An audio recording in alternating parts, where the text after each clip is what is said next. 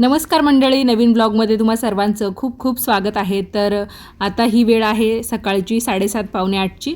तर माझी नुकतीच आंघोळ झालेली आहे, मी केस विंचरत आहे। आज काय केलं, अगोदरच कपडे वगैरे धुवून घेतले, लगेच आंघोळ केली। थोडाफार स्वयंपाक मी अगोदर करते आणि काही आंघोळ झाल्यावर करते, म्हणजे जसं ॲडजस्ट होईल तसं, जसं मी उठते। कधी कधी थोडाफार उशीर पण होतो मला उठायला। तर मग आंघोळ झाली, म्हटलं केस थोडेफार विंचरून घेऊ, नाही तर काय होतं, माझे केस आधीच कुरळे आणि आता रात्री कूलर पण चालू असतं, त्यामुळे ते जास्त असे बेबी हेअरवरती आल्यासारखं होतं। शर्विल, ए बाळा, शर्विल बाळा, उठ दादा, उठा, उठ माऊ, शर्विल उठ, माऊ करायची नाही का? पप्पा चालले ऑफिसला, पप्पा चालले ऑफिस।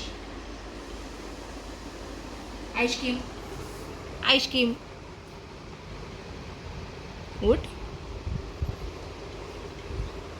लोटून देते, उठ ना, उठ, उठ।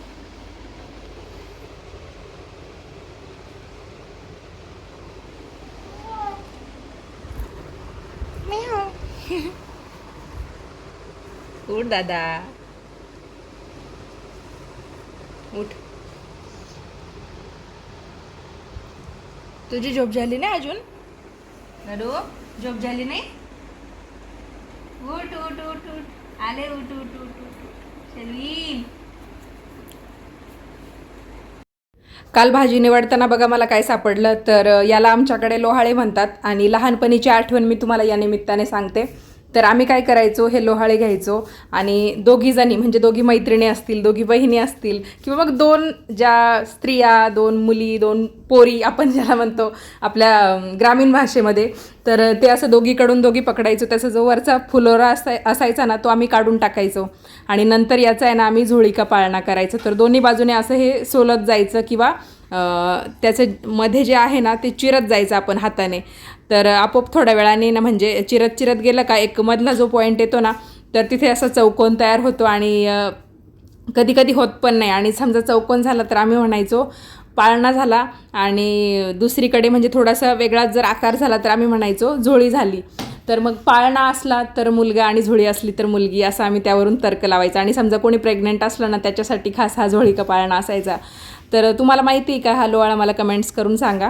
त्यानंतर शर्विलचे पप्पा आणि शर्विल त्यांच्या दोघांची आंघोळ चालू होती। सध्या आम्ही थंड पाण्यानेच आंघोळ करतो आणि शर्विलला शावरखाली आंघोळ करायला खूप मजा वाटते। मग त्यांची आंघोळ होईपर्यंत माझं काम असतं नाश्ता तयार ठेवणं, कारण नाश्ता झाला का लगेच त्यांना ऑफिसला जावं लागतं।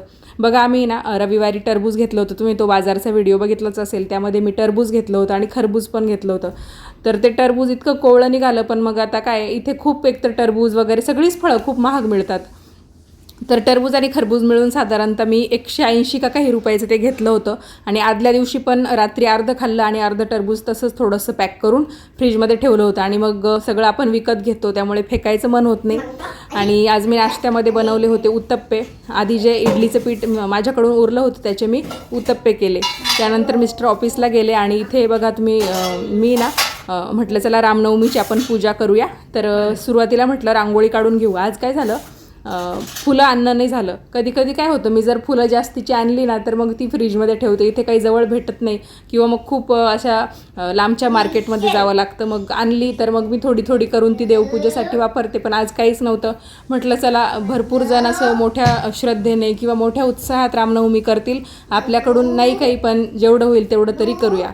तर मग इथे शर्विल पण होता माझ्या सोबतीला आणि आमच्या दोघांचं चालू होतं। शर्विलला एकतर देवपूजा म्हणजे एकदम आवडीचा विषय त्याचा, इथे अगरबत्त्यांशी खेळत बसलेला आहे। त्याचं देवपूजेत म्हणजे मी जेव्हा काही अशी पूजा वगैरे करत असते ना, तर माझ्या शेजारी येऊन बसणार आणि आजकाल काहीतरी नवीनच शिकलाय, सुगंधा सुगंधा काय म्हणत असतो काय माहिती। तर मग त्याचं चालू येते मला काहीतरी सांगायचं। म्हटलं चला रांगोळी काढू आणि तुम्हाला इथे दाखवू।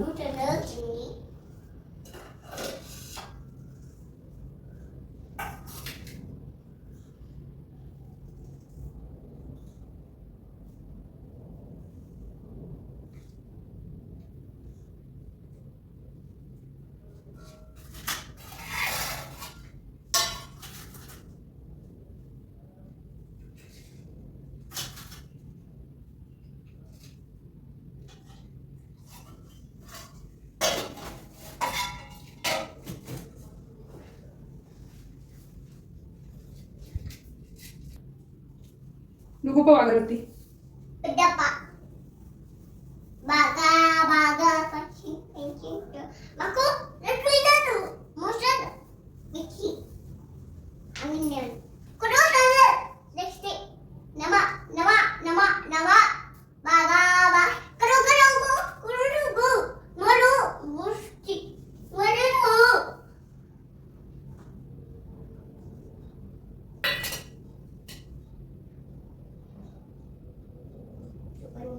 कुडो माग सर. मुसी kudo kudo kudo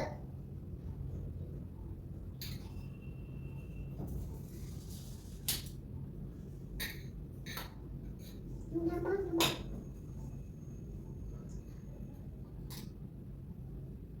coba tunggu nama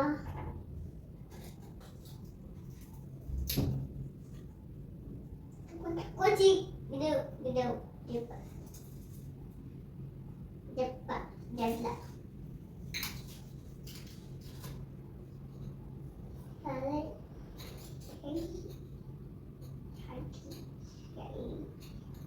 sama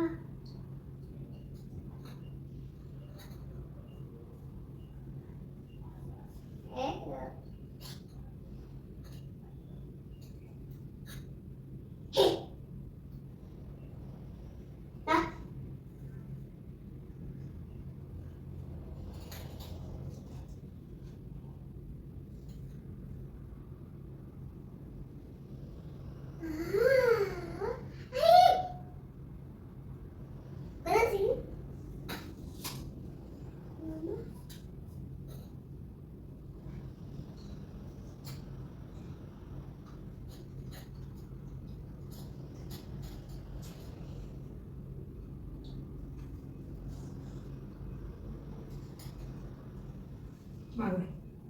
nama nama nabi Sukanjar Sukanjar Sukanjar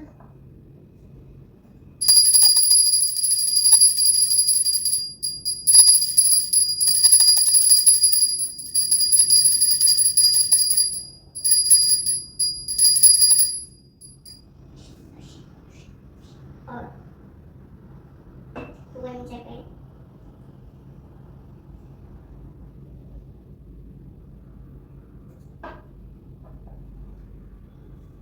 Sukanjar जय बाप्पा. जय जय बाप्पा.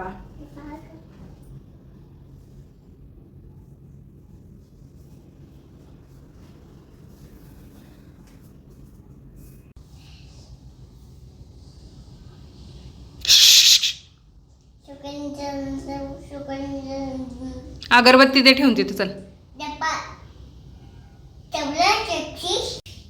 नमस्कार मंडळी, आजच्या ब्लॉगमध्ये तुम्हा सर्वांचं खूप खूप स्वागत आहे. तर आता वाजलेले आहे दुपारचे 12:30. आत्ताच देवांची पूजा केली. आज रामनवमी आहे, तर तुम्हा सर्वांना रामनवमीच्या हार्दिक शुभेच्छा. आज नेमकं देवांना वाहायला फुलं पण नव्हती. अगोदर लक्षातच नाही आलं आणि कुठे जाणं पण झालं नाही 2-3 दिवसापासून, तर फुलं नाही आणली. तर मग तसंही माझ्या देवघरामध्ये रामांचा फोटो नाही आहे, पण मग आपले जे बाळकृष्ण असतात किंवा श्रीहरी विष्णू असतात, तर हे सगळे म्हणजे राम जे आहेत ते सगळे एकच आहेत, फक्त त्यांची नावं वेगवेगळे आहेत किंवा त्यांचे अवतार वेगवेगळे आहेत. तर मग मी आज बाळकृष्णाचीच पूजा केली आणि त्यांना तुळशीपत्र वाहिलं. योगायोगाने आता आपल्या इथे तुळस असतेच, तर मग तुळशीची पानं वाहायला मिळाली. फुलं नव्हती, पण एकदम साधी सोपी पूजा केली. कधीतरी मी तुम्हाला माझी संपूर्ण जी देवपूजा आहे ती पण दाखवेल. तुम्हाला जर आवडत असेल किंवा तुम्हाला जर बघायला इंटरेस्ट असेल तर मग तुम्ही मला कमेंट्समध्ये सांगा, त्यानुसार मग मी तुम्हाला देवपूजा पण दाखवेल. तर मग चला, आजच्या दिवसात अजून काय काय होतंय मी तुम्हाला शेअर करेलच. हॅलो सर्वांना, गुड इव्हिनिंग. तर आता वाजले आहेत संध्याकाळचे 6:45. दुपारी मी थोडंफार तुमच्याशी बोलले आणि डायरेक्ट आता संध्याकाळीच भेटत आहे. तर आता तुम्ही बघू शकता की मी तयार झालेला आहे. ही छान अशी कुर्ती मी घातलेली आहे, जी दिवाळीला घेतली होती, आणि तिच्यावर अशी ब्ल्यू कलर्सची लेगिन्स पण आहे. तर शर्विलच्या पप्पांचा फोन आला होता की आज संध्याकाळचा स्वयंपाक करायचा नाही, आज सुट्टी आहे तुला. तर मग ते ऑफिसवरूनच येणार आहे. कुठे चालले मी, कशासाठी चालले ते मी तुम्हाला ब्लॉगमध्ये सांगेलच. शर्विलला पण दाखवते बॅक कॅमेऱ्याने. तर शर्विलला पण मी टी शर्ट आणि पॅन्ट घातली आहे आणि इथे मी दुपारचे कपडे जे आहे ते खूप उन्हाने गरम झाले ते साईडला ठेवले. अजून घड्या करायच्या बाकी आहे. माझी एक जी रूम आहे ना ती रिकामीच असते, त्यामुळे तिथे जास्त काही सामान नसतं. तर मी कपडे जे आहेत ते घड्या घालायचे तसेच ठेवते.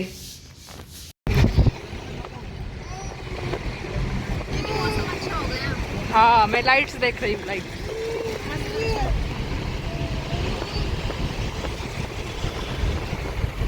तर मंडळीमध्ये काही बोलणं झालंच नाही, कारण मी गाडीमध्ये होते, बाकी मैत्रिणी पण होत्या माझ्यासोबत.